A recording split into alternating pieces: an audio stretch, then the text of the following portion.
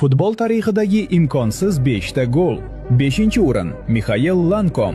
Go'yoki oddiy patkattdek tuyulgan, ammo u to'pni shunday kesib yubordiki, to'p to'g'ri darvozaga kirib bordi. 4-o'rin Papi Sisse Chelsiga qarshi o'zaro aqlbovar qilmas trayektoriya bilan zarba berdi. To'p bumerangdek qayrilib, aniq devyatkaga kirdi. 3-o'rin Roberto Carlos deyarli burchak bayroqchasidan jinnidek aylangan zarba bilan to'p devorni aylanib o'tib, uzoq burchakka kirib bordi. Chap oyoqning sehri. 2-o'rin Moht Faiz Subra. Uning goli Pushkash mukofotiga sazovor bo'lgan. Jarima zarbasida to'p parvozda 2 marta yo'nalishini o'zgartirdi.